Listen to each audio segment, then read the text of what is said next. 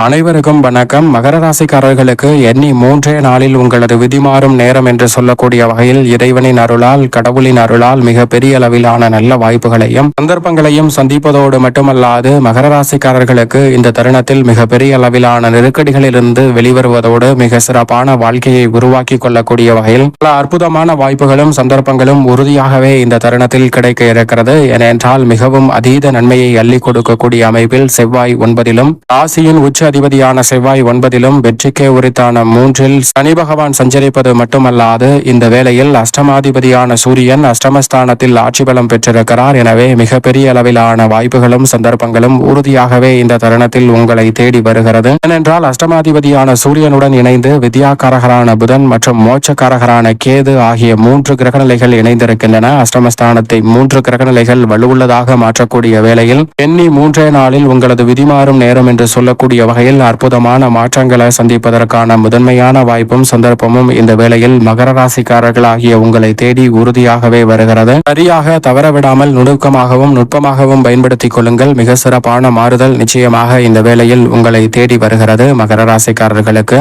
உதாரணமாக ஒரு கதை ஒன்றை பார்ப்போம். அந்த கதையின் முடிவில் மிக சிறப்பான மாற்றம் நிச்சயமாக எண்ணி மூன்றே நாளில் உங்களுடைய வாழ்வில் சந்திப்பதற்கான வாய்ப்பை ஏற்படுத்தி கொடுப்பார் கடவுள். ஏனென்றால் இந்த அளவிற்கு மகர ராசிக்காரர்களுக்கு இந்த வேளையில் சிறப்பான வாய்ப்புகள் நிச்சயமாக உங்களை தேடி வரப்போகிறது. ஒரு அடர்ந்த வனப்பகுதியானது இருக்கிறது. மிகுந்த காடுகள் நிறைந்த அந்த வனப்பகுதியில் வானுயர நிறைய மரங்கள் வளர்ந்திருக்கின்றன. அப்படி வானுயர நிறைய மரங்கள் வளர்ந்திருக்கக்கூடிய வேளையில் பிறந்து சில நாட்களே ஆன ஒரு குருவி ஒன்று அங்கும் இங்குமாக தவழ்ந்து கொண்டிருக்கிறது. ரெக்கை கூட இன்னும் அதற்கு சரியாக முளைக்கவில்லை. அப்படி இருக்கக்கூடிய வேளையில் என்னிடம் இருக்கக்கூடிய முளைக்காத சிறகுகளை வைத்து அங்கும் இங்குமாக தாவி கால்களால் துள்ளி குதித்து மகிழ்ச்சியாக அந்த குருவி விளையாடி கொண்டிருக்கிறது. இந்த உலக அழகை பார்த்து இந்த உலகில் பிறந்ததை எண்ணி மிகுந்த மகிழ்ச்சியுடன் அந்த குருவி அங்கும் இங்குமாக தாவி விளையாடி கொண்டிருக்கிறது. அப்போது அந்த வனப்பகுதி வழியாக யமன் வருகிறார். யமன் அந்த பகுதி வழியாக வருவதோடு மட்டுமல்லாது அங்கும் இங்குமாக தாவி துள்ளி குதித்து விளையாடி கொண்டிருக்கக்கூடிய அந்த குருவியை யமன் பார்க்கிறாருங்க.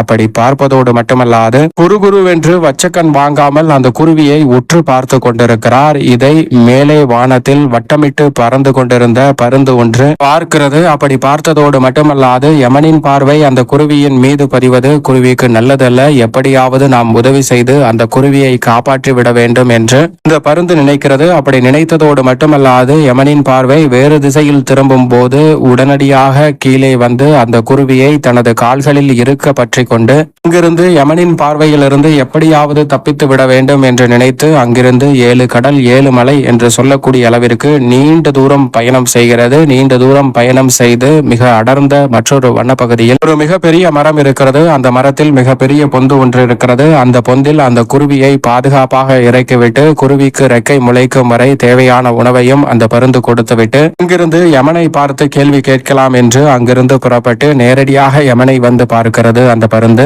இந்த குருவி பிறந்து சில தினங்கள் தான் ஆயிற்று, ஏன் அதற்குள் அதன் விதியை முடிக்க பார்க்கிறீர்கள் என்று யமனிடம் அந்த பருந்து கேட்க, அப்போது யமதர்மன் சொல்கிறார், நான் அதற்காக பார்க்கவில்லை, அந்த குருவிக்கு இன்னும் ரெக்கை கூட முளைக்கவில்லை, மகிழ்ச்சியாக இங்கும் அங்குமாக தாவி கொண்டிருக்கிறது. ஆனால் அதன் விதியை பார்க்கும் போது இந்த குருவியானது இன்னும் சில மணி நேரங்களில் இங்கிருந்து மிக நீண்ட தொலைவில் இருக்கக்கூடிய ஒரு மரத்தில் வசிக்கக்கூடிய பொந்தில் வசிக்கக்கூடிய பாம்பு ஒன்றிற்கு இரையாக போகிறது என்று அதன் விதி எழுதியிருக்கிறது. அப்படி விதி எழுதியிருக்கும் போது இந்த குருவி எப்படி இங்கிருந்து அங்கு பறந்து செல்லும், அதற்கு ரெக்கை கூட இல்லையே என்றுதான் நான் வியப்பில் அந்த குருவியை உற்று பார்த்து கொண்டிருந்தேன். ஆனால் விதி வலியது. விதிப்படி அனைத்தும் நடைபெறும் என்று சொல்லக்கூடிய வகையில் நீ உதவி செய்வது போன்று அந்த குருவியினுடைய ஆயுளை முடித்து விட்டாய். இந்த குருவியை இங்கிருந்து தூரமாக தூக்கி சென்று அந்த பாம்பிற்கு இரையாக்கி விட்டாய். தற்போது இந்த நேரமும் வந்துவிட்டது. இந்த நேரத்தில் அந்த பொந்தில் இருந்த பாம்பு அந்த குருவியை லாபகமாக முழுங்கி தின்று இருக்கும். அந்த குருவியின் ஆயுளும் முடிந்தது. இதனால் நான் மிகுந்த மகிழ்ச்சி அடைகிறேன். விதிப்படிதான் அனைத்தும் நடக்கும் என்று கர்வத்துடன் மிகுந்த சிரிப்பை வெளிப்படுத்துகிறாருங்க யமன். அப்போது அந்த பருந்து அவரை பார்த்து, நான் நினைத்தேன் நீ இப்படிதான் ஏதாவது செய்வாய் என்று. ஏனென்றால் அந்த குருவியை நான் தூக்கி கொண்டு செல்லக்கூடிய வேளையில் நீ என்னையும் குறுகுருவென்று பார்த்தாய். அப்போதே நான் முடிவு செய்து விட்டேன், என்னை வைத்து மிகப்பெரிய சதித்திட்டம் ஒன்று ஒன்றை தீட்டப் போகிறாய் என்பதை நான் உணர்ந்து கொண்டேன். அப்படி உணர்ந்து கொண்டதால் தான் உன்னுடைய திட்டப்படி அந்த குருவியை 7 கடல் 7 மலை தாண்டி அங்க இருக்கக்கூடிய பொந்தில் விட்டேன். ஆனால் இங்கு வரக்கூடிய வேளையில் மீண்டும் அந்த குருவியை எடுத்து எனது ரெக்கைக்குள் பாதுகாப்பாக பத்திரமாக மறைத்து கொண்டு வந்திருக்கிறேன். இதோ அந்த குருவி என்று அந்த ரெக்கைக்குள் இருந்து வெளியே எடுத்து விடுகிறது. இதை பார்த்தவுடன் யமன் அப்படியே வியப்பில் மகிழ்ந்து போகிறாருங்க, ஆச்சரியத்தில் இருக்கிறார். இதுபோன்றுதான் நம்மளுடைய வாழ்விலும் மகர ராசிக்காரர்களுக்கு பல நேரங்களில் நெருக்கடி, சிரமம், சிக்கல் என்று பல விஷயங்கள் இருக்கலாம். ஆனால் உண்மையில் கடவுளின் அருளும் முன்னேற்ற வாய்ப்புகளும் உங்களுடைய வாழ்வில் ஏற்படுத்தி கொடுக்கக்கூடிய வகையில் கிரகநிலைகள் வலுவாக வலம் வருகின்றன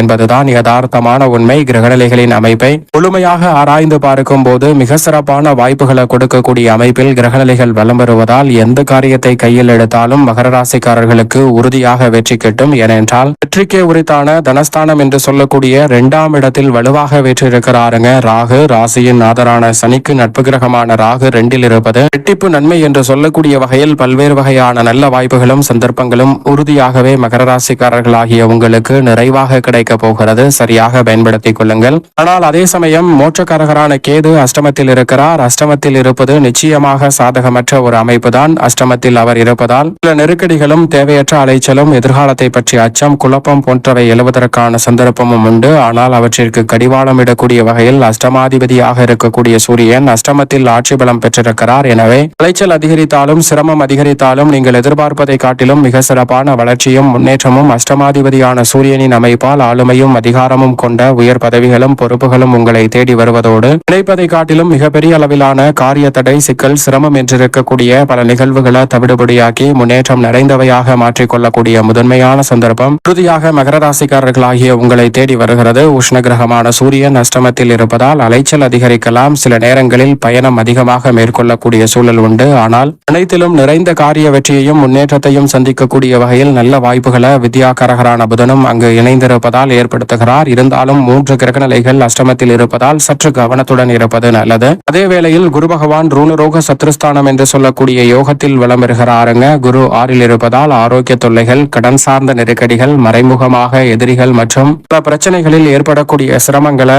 உறுதியாகவே சிறப்பாக கையாளக்கூடிய நல்ல வாய்ப்பும் சந்தர்ப்பமும் இந்த வேளையில் மகர ராசிக்காரர்களுக்கு நன்மை நிறைந்தவையாக மாற்றிக் கொடுக்கிறாருங்க குரு. இந்த கிரகநிலைகள் அனைத்தையும் காட்டிலும் ராசியின் நாதராக இருக்கக்கூடிய சனி வெற்றிக்கே உரைத்தான 3இல் வலம் வருகிறாருங்க. முன்னேற்றத்திற்கு முட்டுக்கட்டையிடக்கூடிய காரிய தடைகள் அனைத்தையும் தவிடுபடியாக்கி மிக சிறப்பான வளர்ச்சியையும் முன்னேற்றத்தையும் இந்த வேளையில் அள்ளி கொடுக்க போகிறார். எனவே நீங்கள் நினைப்பதை காட்டிலும் மிக பெரிய அளவிலான வரப்பிரசாதம் என்று சொல்லக்கூடிய வகையில் உத்தியோகம், தொழில் மற்றும் அனைத்து வகையான பணிகளிலும் மனநிறைவும் மகிழ்ச்சியும் பெறக்கூடிய வகையில் உங்களது விதிமாறும் நேரமாக நிச்சயமாக மகர ராசிக்காரர்களுக்கு சனி மாற்றி கொடுக்க போகிறாருங்க. சனியின் அமைப்பு எந்த காரியத்தை கையில் எடுத்தாலும் உறுதியாகவே வெற்றி பெறுவதாகவும் தனலாபத்தையும் பொருளாதார ரீதியான வளர்ச்சியையும் முன்னேற்றத்தையும் உருவாக்கி கொள்ளக்கூடிய வகையில் மகர ராசிக்காரர்களுக்கு ராசியின் நாதராக இருக்கக்கூடிய சனி பகவான் பல நல்ல வாய்ப்புகளை ஏற்படுத்தி கொடுக்கிறார். எனவே உத்தியோகம், தொழில் ரீதியாக மிக சிறப்பான வளர்ச்சியும் முன்னேற்ற வாய்ப்பும் இந்த வேளையில் அபரிவிதமாக கைகூடக்கூடிய ஒரு சிறப்பான தருணமாக நிச்சயமாக அமைய போகிறது. அதோடு மட்டுமல்லாது ராசியின் உச்ச அதிபதியாக இருக்கக்கூடிய செவ்வாயும் 9ஆம் இடத்தில் வலம் வருகிறாருங்க. செவ்வாய் 9இல் இருப்பது பாக்கியஸ்தானத்தை வலுப்படுத்துவது, பல வகையில் நன்மை நிறைவாக கிடைக்கும் ஒரு அற்புதமான தருணமாக அமைவதோடு மட்டுமல்லாது எந்த காரியத்தை கையில் எடுத்தாலும் உறுதியாகவே ரெட்டிப்பு நன்மை, வளர்ச்சி என்று சொல்லக்கூடிய வகையில் மிக சிறப்பான வெற்றி வாய்ப்புகளை இந்த வேளையில் அள்ளி கொடுக்க போகிறார். சரியாக பயன்படுத்திக் கொள்ளுங்கள். சுக்கிரனும் சப்தமத்தில் இருப்பதால் எதிர்பார்ப்புகள் எதுவாக இருந்தாலும் உறுதியாக பூர்த்தியாகும். மிக பெரிய அளவிலான துறை ரீதியான நல்ல வாய்ப்புகளை இந்த தருணத்தில் சந்திக்கக்கூடிய யோகத்தை ஏற்படுத்துகிறார். சந்திரனும் பல இடங்களில் மாறி வலம் வந்தாலும் முன்னேற்றத்தையும் வளர்ச்சியும் நிறைவாக அள்ளி கொடுக்கிறார். சரியாக பயன்படுத்திக் கொள்ளுங்கள். மேலும் இந்த தருணத்தை சாதகமாக மாற்றிக்கொள்ள நிச்சயமாக மகர ராசிக்காரர்கள் இந்த வேளையில் வாரத்தில் ஏதேனும் ஒரு நாள் விரதம் இருந்து அருகாமையில் உள்ள இஷ்ட தெய்வ ஆலயம் சென்று தீபம் ஏற்றி வழிபாடு செய்யுங்கள். எண்ணி 3 நாளில் உங்களது விதிமாறும் நேரம் என்று சொல்லக்கூடிய வகையில் அற்புதமான வாய்ப்புகளும் சந்தர்ப்பங்களும் உறுதியாகவே மகர ராசிக்காரர்களாகிய உங்களை தேடி நிச்சயமாக வரும்.